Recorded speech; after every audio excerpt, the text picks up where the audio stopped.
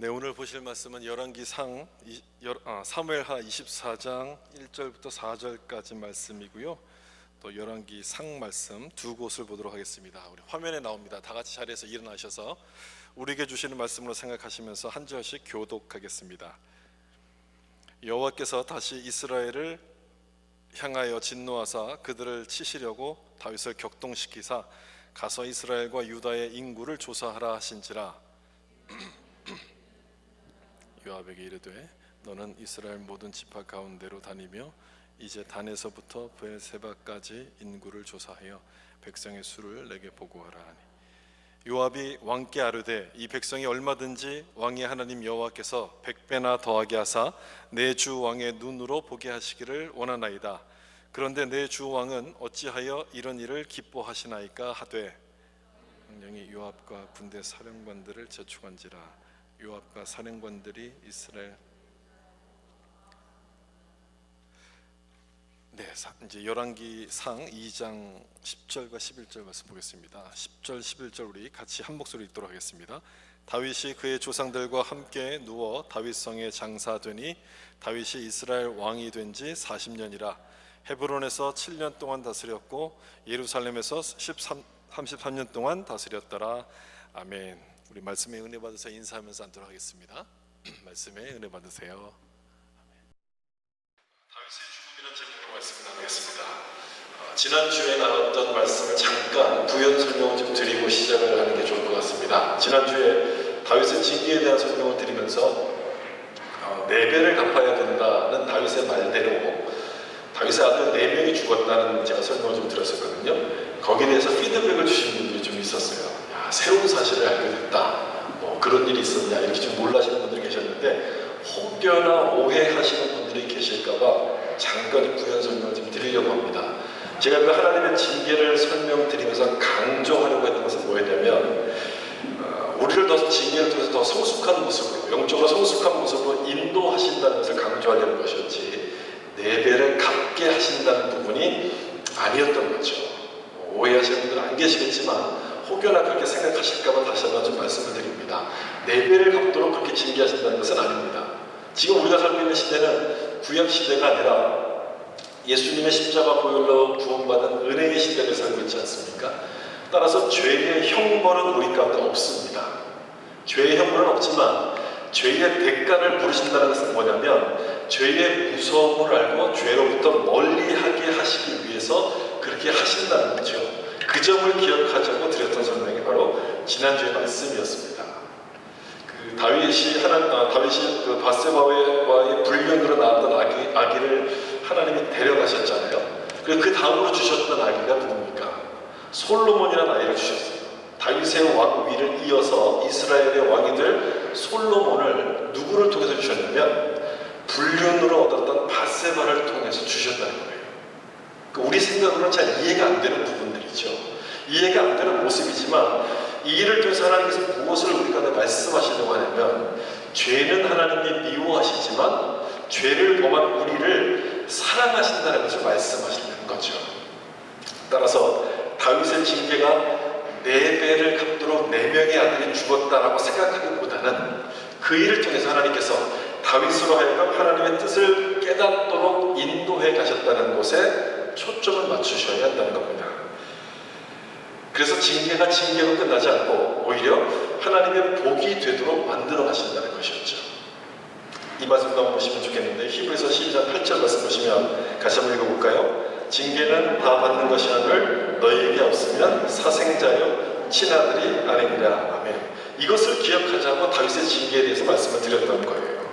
미워서 징계하시는 것이 아니라 우리가 바른 길을 가도록 인도하시기 위해서 징계를 주시는데, 따라서 이 징계는 우리에 대한 하나님의 사랑을 나타낸다는 거예요.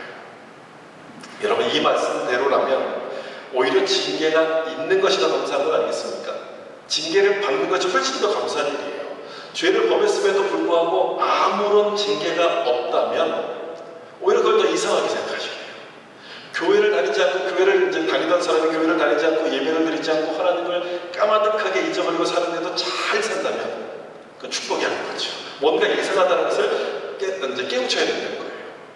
오늘은 다윗의 죽음에 죽음에 대해서 이제 살펴보게 되는데, 그 전에 다윗이 마지막 말년에 했던 두 가지 사실을 보고 그의 죽음에 대해서 좀 생각을 해보려고 합니다. 하나는 다윗이 행했던 인구조사고요. 두 번째는 성전 건축입니다. 인구조사는 다윗이 죽기 전에 했던 마지막 실수였습니다. 제가 조금 전에 설명드렸던 그 징계의 의미가 무엇인가를 다시 한번 확인해주는 사건이기 때문에 이 내용을 좀 먼저 살펴보려고 하는데, 24장 1절 말씀을 좀 보시면, 여호와께서 다시 이스라엘을 향하여 진노하사 그들을 치시려고 다윗을 격동시키사 가서 이스라엘과 유다의 인구를 조사하라 하신지라. 인구를 조사한 이 일로 말미암아 다윗은 다시 한번 하나님의 징계를 받게 되는데, 좀 이상하지 않습니까? 1절 말씀을 보면 인구조사를 하라고 말씀하셔놓고 또 다윗을 징계합니다. 좀 뭔가 좀 이상하죠. 다시 1절을 잘 보시면 하나님께서 이스라엘을 치시기 위하여 다윗을 격동하사 인구를 조사하라고 이렇게 말씀을 합니다. 하나님이 꼭 시키신 것처럼 이렇게 말씀하잖아요. 근데 여러분, 하나님께서 그렇게 죄를 짓도록 우리를 이끌어 가신 리가 있습니까? 없습니까? 없죠. 하나님은 우리를 죄를 짓지 않도록 인도하시는 분이잖아요. 절대 이렇게 하실 리가 없습니다. 따라서 이 말씀은 수사적인 표현으로 보시는 게 맞아요. 수사적인 표현. 다윗을 격동시켰다는 얘기는 무슨 의미냐면요, 다윗의 마음을 막지 않고 잡지 않고 그냥 내버려 두셨다, 이런 뜻이에요. 다윗의 마음을 붙잡지 않고 그냥 내버려 두셨다. 다윗도 믿음이 좋다고 하지만 무슨 범죄를 저지릅니까? 살인죄를 저지르지 않습니까? 그게 인간의 본 모습이라는 거거든요. 겉으로는 이렇게 거룩해 보이지만 우리 속으로는 무슨 죄든지 저지를 수 있는 그런 사람들, 선한 게 없고 내 마음을 스스로 통제할 수 없는 모습들이라는 것이죠. 하나님께서 우리를 붙잡고 계시기에 그나마 생각에서 멈추고 행동으로 죄를 짓지 않는 겁니다. 여러분, 미워하는 사람이 내 앞을 지나가 보세요. 그럼 무슨 생각이 듭니까? 저 사람 뒤통수를 한 대 이렇게 탁 치고 싶은 생각이 들지 않습니까? 근데 우리는 안 쳐요. 안 치는 이유가 뭐냐? 하나님이 내 마음을 붙잡고 계시는 거예요. 그래서 우리가 행동으로 옮기지 않습니다. 그런데 격동시켰다는 얘기는 뭐냐면 그 손을 놓으셨다는 거예요. 다윗을 잡고 있던 그 손을 딱 놓고 내버려 두셨다, 이런 뜻이라는 것이죠. 그러면 어떻게 되겠습니까? 하나님께서 붙잡고 있던 손을 딱 놓으면 어떻게 될까요? 풍선을 이렇게 바람이 많이 불어가고 이렇게 크게 만든 다음에 내가 이 풍선을 이제 입구를 꼭 잡고 있을 때는 바람이 새지 않잖아요. 이 입구를 탁 놓으면 이 풍선이 어떻게 되나요? 바람이 빠져나오는과 동시에 막 여기저기로 이렇게 날아가지 않겠습니까? 바로 그 모습과 똑같은 거예요. 하나님이 우리 마음을 붙들고 있는 그 손을 탁 놓는 순간 내 속에 이렇게 눌려있는 죄들이 다 튀어나오시는 거예요. 그래서 다윗이 무슨 일을 했냐면 인구조사를 하게 돼요. 여러분, 하나님께서 우리 마음을 붙잡고 계신다는 사실이 얼마나 감사한 것인가를 여러분 아셔야 됩니다. 붙잡지 않으면요, 우리는 어떤 일을 할지 몰라요. 무슨 죄를 범할지 몰라요. 그래서 내 마음을 하나님께서 계속해서 붙들어 달라는 그 기도, 하나님께서 그 은혜를 달라는 그 기도를 우리는 날마다 기도하셔야 돼요. 다윗을 붙들었던 그 손을 딱 놓으니까 다윗이 인구조사를 하게 되는데, 이 인구조사가 왜 하나님은 죄라고 말씀을 하시는 걸까? 창세기, 출애굽기, 레위기, 그 다음에 나온 성경이 민수기 아닙니까? 이 민수기는 영어로 넘버스죠. 숫자를 기록한 책이에요. 이스라엘 백성들의 숫자를 다 기록한, 이제 센 다음에 기록한 책이 민수기인데, 거기서는 뭐 죄라고 말씀하시지 않고 왜 다윗이 인구조사한 것에 대해서 죄라고 말씀하시는 걸까? 왜 그럴까요? 일단 하나님께서 명령하신 것이 아니었기 때문입니다. 민수기 말씀은 하나님이 조사를 하라 그랬어요. 너희들 숫자를 다 세라고 말씀하셔서 기록한 것이지만 다윗은요, 자기 스스로 인구 조사를 한 거예요. 왜 조사했을까요? 이 당시에는 인구 숫자가 군사력과 비례했기 때문이에요.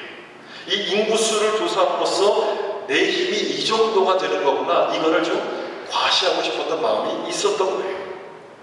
그래서 인구 조사를 시켰는데 그 일을 맡게 된 다윗의 장군이었던 요압이 볼 때도 이 일은 참 무모해 보였습니다.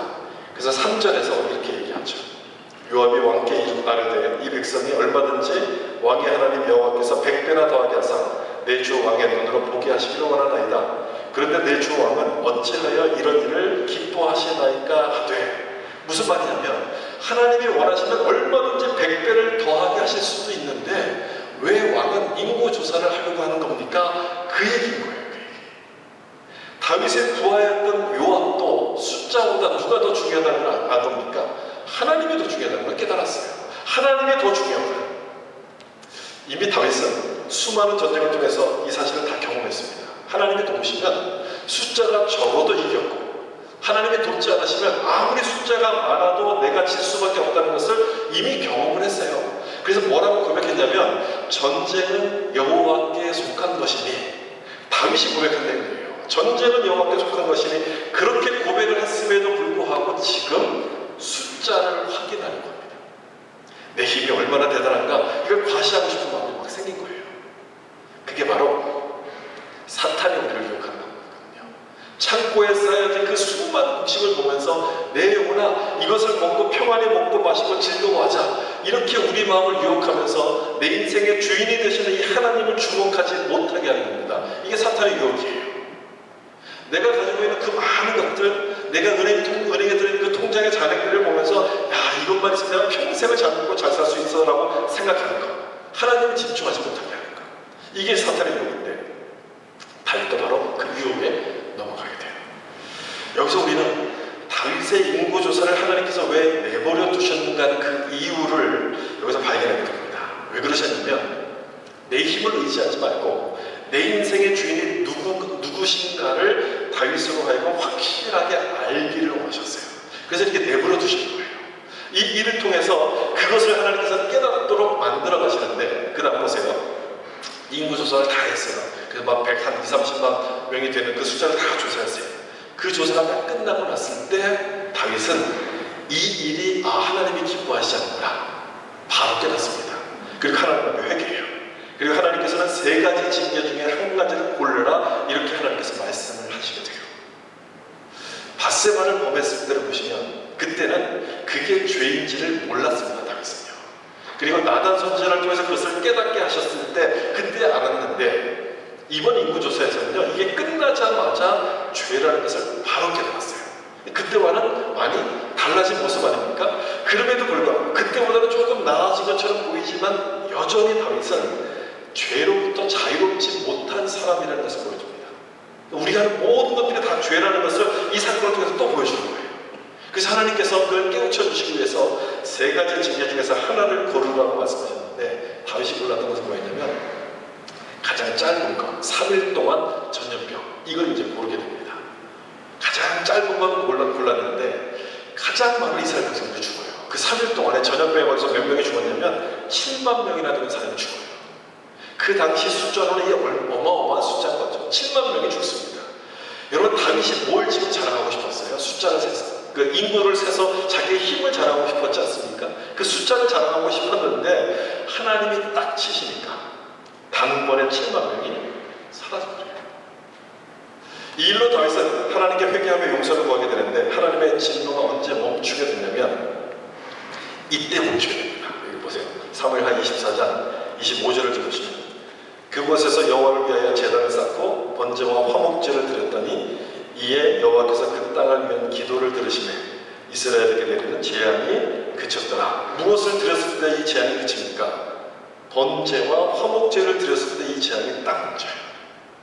이 말씀을 여러분 잘 보셔야 되는데, 이 말씀이 인구조사에 대한 징계의 핵심이 되는 말씀이에요. 하나님께서 무엇을 알려주시고 원했냐면 바로 이것을 알려주시고 원했다는 거예요. 이걸 보여주고 싶으셨다는 거예요.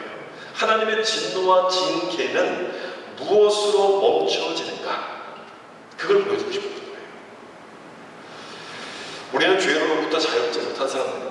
우리는 모든 것, 우리가 하는 모든 것들은 다 죄와 연관된 것들 아닙니까? 따라서 하나님의 죄에 대한 하나님의 징계를 우리는 피할 수가 없는 사람들인데, 그것을 피할 수 있는 방법을 여기서 보여주시는 거예요. 그 방법이 뭡니까? 뭘 드릴 때예요? 번제와 화목제를 드릴 때는 거예요. 이거를 보게 하심으로써 이스라엘 백성들의 마음을 이 번제 화목제를 이렇게 집중하도록 하나님께서 만드신 건데, 이 말씀을 잘 보시면 좋겠어요. 그 다음 로마서 말씀을 보시면 이 화목제가 무엇을 상징하는가를 여기서 보여주는데, 로마서 3장 25절, 이 예수를 하나님이 그의 피로써 믿음으로 말미암는 무슨 제물로 세우셨습니까? 화목제물로 세우셨다고 있어요. 화목제물, 누구를 화목제물로 세우셨냐면 예수님을 화목제물로 세우셨다는 거예요. 그럼 여러분 분명해지죠. 다윗이 인구조사라는 죄를 범하도록 두셨던 이것은 누구를 보도록 하시려는 것이냐면 바로 화목제물 되시는 예수님을 보도록 그렇게 만드시려는 거예요. 예수님께 집중하도록 하려는 거예요. 우리가 죄로부터 자유로워질 수 있는 길은 예수님밖에 없다는 것을 보여주시려는 것이었죠. 그러므로 징계라는 것은 징계도 끝나지 않고 우리에 대한 하나님의 사랑으로 이어지게 됩니다. 미워서 주시는 것이 아니라 우리를 사랑하셔서 바른 길로 인도하시려고 징계하신다는 것을 여러분 기억하시고 그때마다 우리는 예수님을 바라보셔야 돼요. 소망 없는 우리에게, 죄 때문에 소망 없는 우리에게 화목제물 대신에 예수님을 주셔서 소망을 갖게 하신다는 사실을 기억하시고 눈에 보이는 숫자, 눈에 보이는 세상을 바라보지 말고 예수님만 의지하는 자가 될 수 있기를 주님의 이름으로 축복합니다. 다윗의 말년은요, 지금 설명드린 것처럼 순탄치가 않았어요. 이 인구조사로 말미암아 또 징계를 받았죠. 그리고 압살롬의 반역으로 또 도망을 갔죠. 또 세바의 반역으로 또 이렇게 어려운 일을 겪었죠. 힘든 일들이 너무너무 많았습니다. 말년에. 그럼에도 불구하고 감사한 것은 뭐냐면 하나님께서 다윗의 삶이 인생이 그렇게 끝나도록 그냥 놔두지 않으셨다는 거예요. 그렇게 끝나도록 놓지 않습니다. 다윗이 죽기 전에 성전 건축을 준비하게 하셔서 그의 삶을 영광스럽게 하나님께서 만들어주세요. 여기서 우리 다시 한번 뭘 보게 되냐면 하나님의 은혜가 얼마나 참 중요한 것인가를 보게 돼요. 은혜가 없을 때 다윗은 죄를 범해요. 근데 하나님의 은혜가 임하면 복받는 일을 하게 됩니다. 그래서 여러분 은혜를 날마다 구하셔야 돼요. 내가 어제 받은 은혜를 갖고 오늘까지 버틸 수 있겠지? 그 기다리고 오늘 받을 은혜를 또 구하셔야 돼요. 내가 예전에 중고등학교 다닐 때 은혜 받았던 것이 있으니까 그걸로 살 수 있겠지? 아니에요. 그건 그때 일이고 지금 필요한 은혜를, 오늘 필요한 은혜를 또 구하셔야 돼요. 하나님의 은혜가 날마다 우리에게 부어져야 한다는 사실을 다시 한번 이 장면 통해서 우리가 확인하게 돼요. 그 다음에 역대상 22장 1절과 3절을 보시면 다윗이 명령하여 이스라엘 땅에 거류하는 이방 사람을 모으고 속수를 시켜 하나님의 성전을 건축할 돌을 다듬게 하고 다윗이 또 문정복과 거멀모셋을 천을 많이 준비하고 또 무게를 갈 수 없을 만큼 힘이 많은 롯을 준비하고 지금 성전 건축에 대한 이야기를 기록하고 있는데요. 누가 건축 준비를 지금 하고 있습니까? 누군가요? 다윗이 하고 있습니다. 다윗이 지금 성전 건축을 준비하고 있다고 얘기해요. 다윗이 준비하는 것이고 5절을 또 보시면 다윗이 이르되 내 아들 솔로몬은 어리고 미숙하고 여호와를 위하여 건축할 성전은 극히 웅장하여 만국의 명성과 영광이 있게 하여야 할지라. 그러므로 내가 이제 그것을 위하여 준비하리라 하고 다윗이 죽기 전에 많이 준비하였더라. 성전 건축을 준비하고 있는 다윗의 모습을 여기서 또 기록해요. 솔로몬은 아직 어리니까 내가 그걸 다 준비해놔서 하나님의 영광을 위한 성전을 세워야 되겠다. 이렇게 준비하는 내용을 기록해요. 마지막 부분을 좀 잘 보세요. 다윗이 죽기 전에 많이 준비하였더라. 성경을 준비해서 많은 걸 준비했다고 기록하지 않습니까? 저는 저 부분을 보면서 참 은혜가 많이 됐어요. 묵상이 참 많이 됐어요. 무슨 생각을 많이 하냐면 보통 남자분들이 다 그럴 거예요. 이제 45세가 넘어오면 나는 자연인이다. 그 풀을 보면서 노후에 이제 즐길 것, 은퇴할 것을 막 꿈꾼다 그러잖아요. 저도 그 생각을 참 많이 했거든요. 근데 이 말씀을 보면서 충격을 받았어요. 아, 그러면 안 되겠구나. 은퇴한 다윗은 죽기까지 하나님의 지금 열심히 살았구나. 그 생각을 다시 한번 하게 됐어요. 다윗은 죽기 전까지 하나님을 위한 일에 모든 걸 다 쏟아붓는 사람인 거예요. 자기가 성전을 짓지 못한다는 것을 다윗은 알았습니다. 그 언약궤를 예루살렘으로 이렇게 옮겨온 다음에 자기는 궁전에서 사는데 이 언약궤는 천막 속에 있는 걸 보고 다윗이 마음이 아파가지고 그 언약궤를 위한 성전을 제가 짓겠다고 이야기했지만 하나님께서 이 일을 반대하시잖아요. 다윗은 전쟁을 많이 한 사람이기 때문에 성전을 짓게 합당하지 않다라고 말씀하시면서 너 아들 솔로몬에게 짓게 하도록 하겠다고 그렇게 말씀을 하셨습니다. 거절을 당했어요. 여러분 같으면 이런 경우에 어떻게 반응을 하시겠습니까? 내 손으로 짓지 못하게 하시니까 아, 잘 됐네. 뭐 아들 솔로몬에게 맡기고 나는 그냥 너무나 편하게 즐기자. 이렇게 생각들을 보통 하지 않겠습니까? 아마 많은 분들이 그렇게 생각을 할 거예요. 나는 그냥 노년을 즐기면 되겠다. 그렇게 생각을 할 텐데 다윗은 그렇게 하지 않아요. 내가 못 짓는 것이지만 아들 솔로몬이 잘할 수 있도록 최선을 다해서 성전의 모든 준비들을 재료들을 다 준비합니다. 마치 자기가 짓는 것처럼 내가 짓는 것처럼 성전에 필요한 모든 건축 준비를 최선을 다해서 다 준비해요. 왜 그랬을까요? 아들 솔로몬을 위해서 그랬을까요? 솔로몬을 사랑해서입니까? 아니면 하나님을 사랑해서 그랬습니까? 하나님을 사랑한 거죠. 다윗은 정말 하나님을 사랑했어요. 그리고 성전을 정말 사랑했어요. 주의 성전에서의 한 날이 다른 곳에서의 첫날보다 나은즉 다윗의 고백 아닙니까? 그 고백이 그냥 말로만 하는 고백이 아니었어요. 진짜로 마음속에서부터 나왔던 고백이었던 거예요. 자기가 짓지도 못할 성전을 위해서 모든 걸 준비했다는 얘기는요, 하나님을 사랑하는 마음이 없으면 불가능한 일이에요. 절대 못하는 일이에요. 하나님께서 다윗의 이런 마음을 보시고 얼마나 어찌 기뻐하지 않으시겠습니까? 또한 역대상 22장 14절 말씀 보시면 내가 환난 중에 여호와의 성전을 위하여 금 10만 달란트와 은 100만 달란트와 놋과 철을 그 무게를 달 수 없을 만큼 심히 많이 준비하였고, 여러분 이 말씀 중에서 얼마나 많은 양을 준비했냐고 하기보다는 언제 준비했는가 잘 보시면 좋겠어요. 이 말씀 중에 언제 건축 준비를 했다고 지금 기록하고 있습니까? 환난 중에, 평안할 때가 아니라 환난 중에 이 모든 것을 준비했다는 얘기예요. 그렇기 때문에 성전에 대한 다윗의 마음은 진짜였던 거예요. 진짜. 여유가 있고 편안할 때는 누구나 다 이렇게 할 수 있어요. 근데 힘들고 어려움이 찾아오면 이렇게 할 수 없습니다. 못합니다.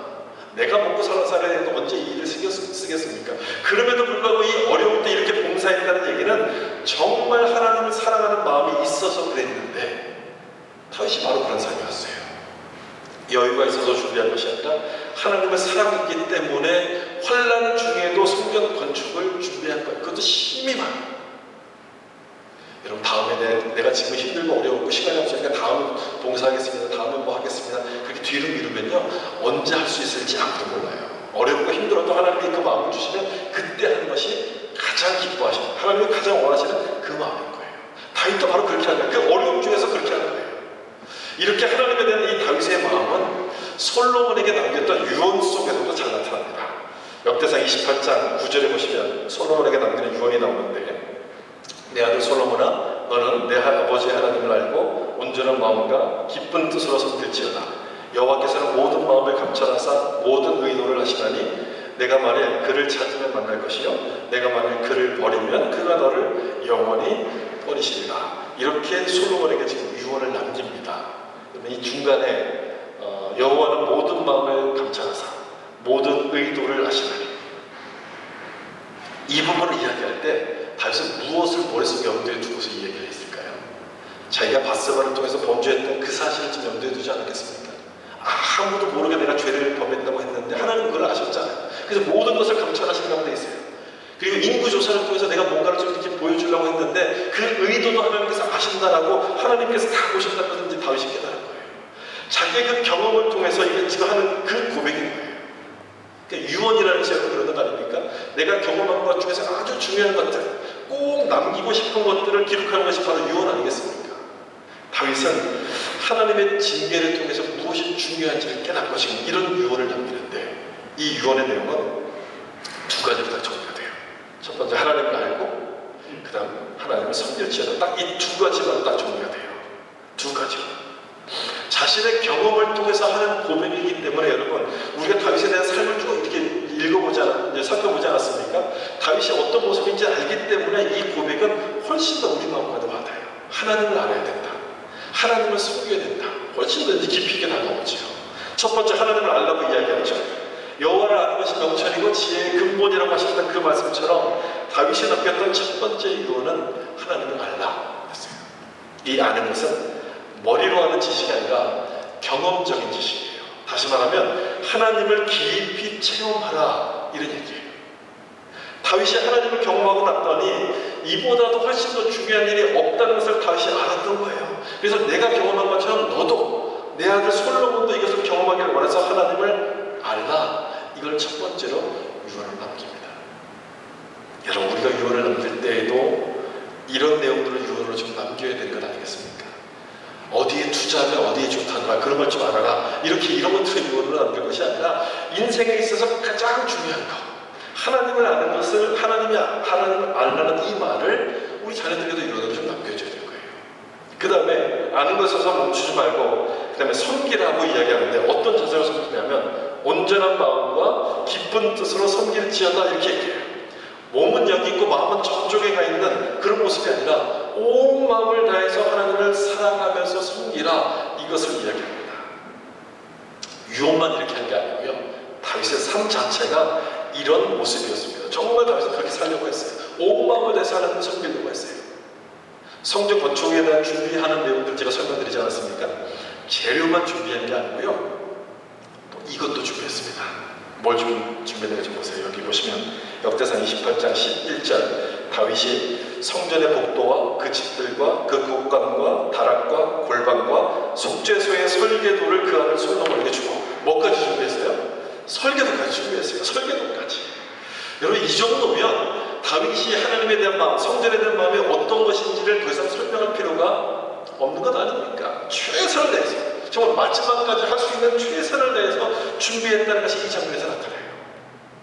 이 설계도는 다윗이 그냥 머릿속으로 그려서 준 설계도가 아니고요, 영감으로 받았고 성령께서 알려주신 설계도라고 그렇게 역대상 말씀에 기록이 되어 있어요. 성령께서 알려주신 설계도였어요.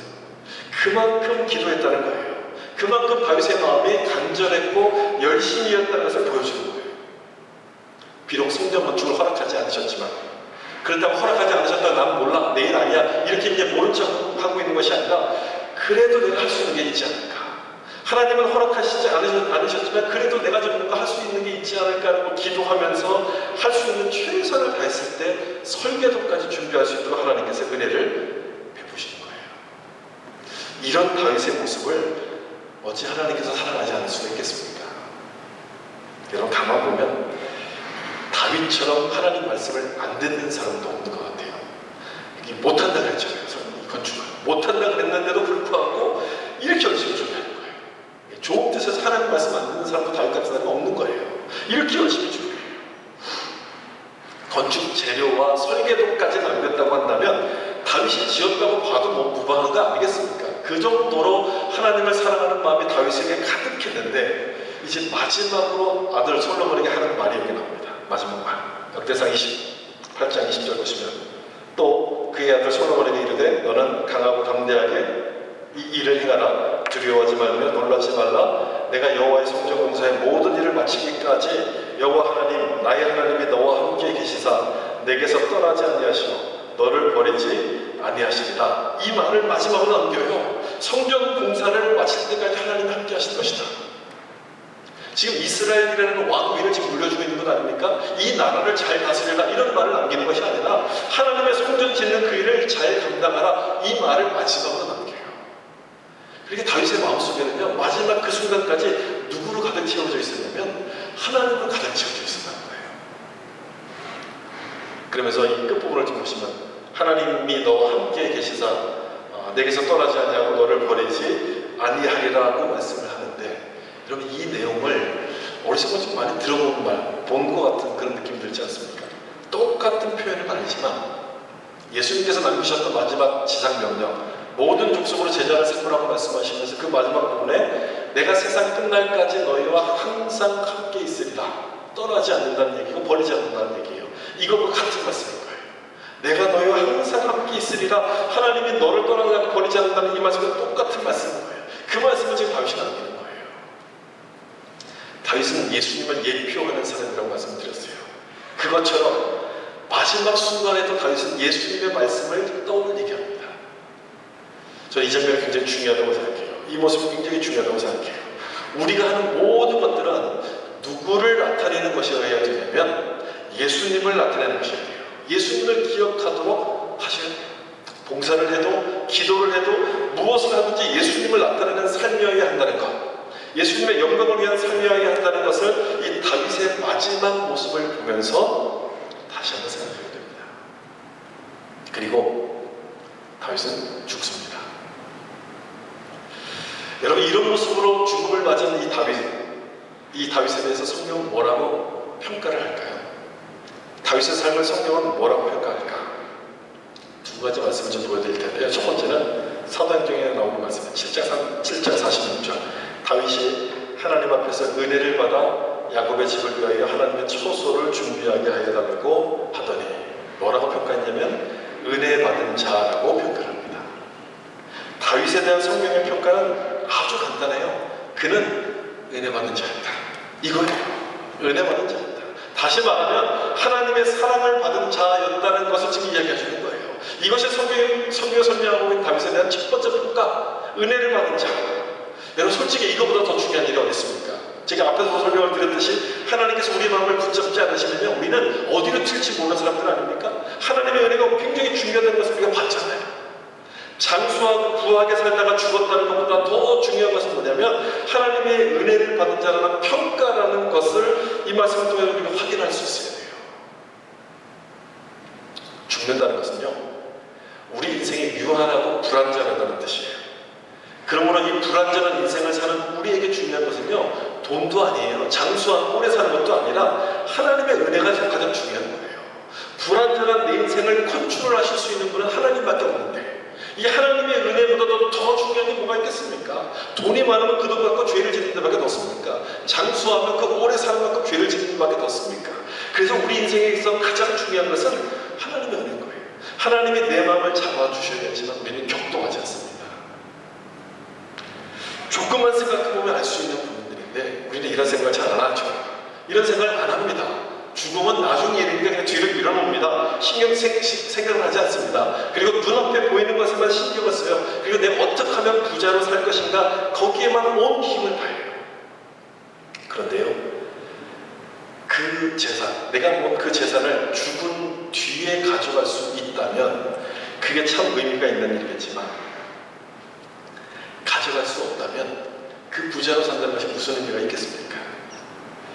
죽음 이후에도 가져갈 수 있어야지만 의미가 있는 것인데 그게 뭐냐면 죽음 이후에도 우리가 가져갈 수 있는 것이 뭐냐면 그게 믿음이고 은혜인 거예요. 이 두 가지 외에는 없어요. 이 믿음과 은혜만이 우리 죽음 이후에 가져갈 수 있는 거예요. 그래서 성경은 뭐라고 우리 가운데 계속 말씀하시냐면 주 예수를 믿으라 그러면 너와 네 집에 구원을 얻으리라. 예수를 믿으라는 말씀을 계속 강조합니다.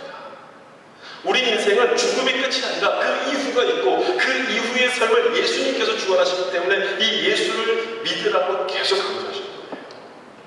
근데 이 세상은 이런 얘기를 안 하죠. 이 세상에서는 이런 얘기를 절대 안 합니다. 세상이 전부인 것처럼 지금 너에게 주어진 인생을 즐기며 살아라 이것만 이야기합니다.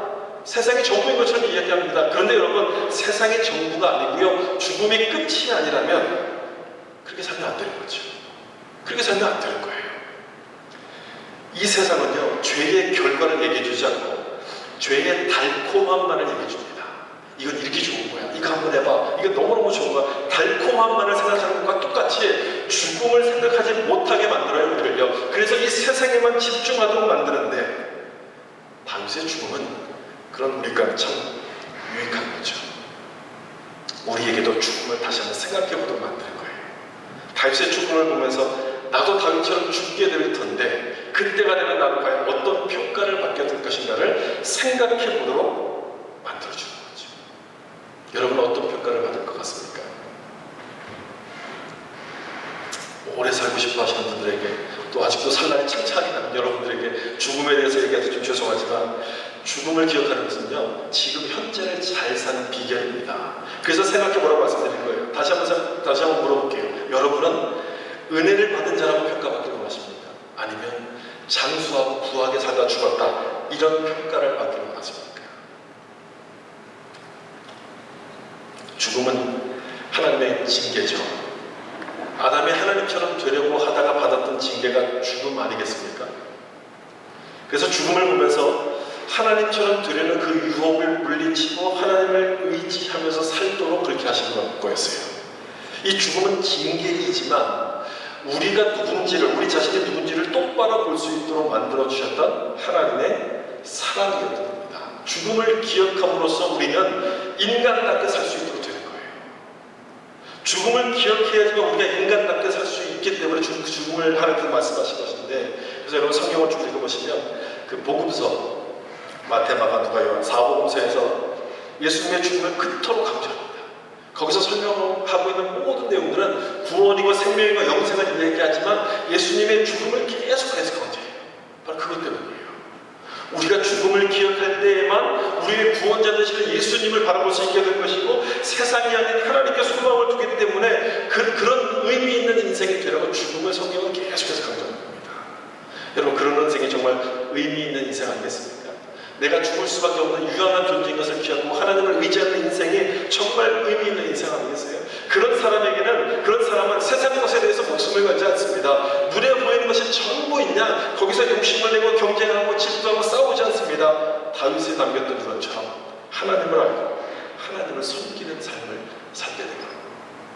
그런 삶을 살았던 다윗에 대한 성경의 두 번째 평가는 뭐였냐면 이 말씀 갖다 나와요. 사도행전 13장 20절 같이 한번 읽어볼까요? 패하시고 다윗을 왕으로 세우시고 증언하여 이르시되 내가 이사의 아들 다윗을 만나니 내 뜻을 다 이루리라 하시더니 아멘. 내 마음에 맞는 사람, 예전 성경에서는 내 마음에 합한 사람이라고 그렇게 번역되어 있었죠. 내 마음에 맞는 사람이라고 평가를 해요. 무엇 때문에 그렇게 평가합니까? 하나님의 뜻을 위해서 살았던 사람이었기 때문에, 하나님의 영광을 위해서 살았던 사람이었기 때문에 그래요. 그래서 내 마음에 맞는 사람이라고 평가를 하셨어요. 여러분, 우리도 그렇지 않습니까? 여러분, 누구랑 만나서 같이 차 마시고 얘기하기를 원하십니까? 나와 마음에 맞는 사람을 이렇게 가까이 하길 원하지 않습니까? 하나님도 마찬가지인 거예요. 하나님 마음에 맞는 사람을 기뻐하시고 가까이 하기를 원하시는 거예요. 바로 다윗이 그런 모습이었어요. 하나님의 뜻이 뭔지를 알고 그 뜻을 이루기 위해서 순종했던 사람이었기 때문에 다윗을 보시면서 하나님께서 그렇게 기뻐하셨던 거예요. 내 마음에 맞는 사람이라고 하나님 말씀하셨던 거예요. 그런데 이 말씀을 보면서 좀 놀라게 되는 것은, 우리가 다윗에 대한 인생을 쭉 살펴보지 않았습니까? 다윗은요, 하나님 마음에 합한 사람이 사실은 아니었어요. 얼마나 많은 죄를 저질렀습니까? 아주 심한 범죄를 했잖아요. 간음죄, 살인죄, 그리고 교만해져서 하나님이 기뻐하시지 않는 인구조사를 하는 그런 엄청난 죄도 범했잖아요. 그런데도 뭐라고 다윗에 대해서 말씀하시냐면 내 마음에 맞는 사람이라고 하나님 말씀하세요. 내 마음에 합한 사람이라. 이상하지 않습니까? 이 말씀이 그럼 도대체 의미하는 게 뭘까요? 다윗이 죄를 저지르지 않았다는 그런 뜻이겠습니까? 실수하지 않았다는 뜻이겠어요? 아니죠. 그런 뜻이 아니에요. 그런 뜻이 아니라 다윗도 인간이라서 연약해서 죄를 범할 때가 있고 하나님께 불순종할 때가 있었지만 그것을 깨닫게 하실 때 회개하고 순종했기 때문에 그의 삶을 하나님의 맞는 자라고 평가를 하신다는 거예요. 우리 인생에게 하나님은 우리에게 완전함을 요구하시지 않는다는 것을 이 말씀을 통해서 우리한테 보여주시는 거예요. 여러분, 얼마나 감사한 말씀입니까? 하나님이 우리에게 완전함을 요구하신다면 우리가 어떻게 하나님 앞에 나와서 예배할 수 있겠어요?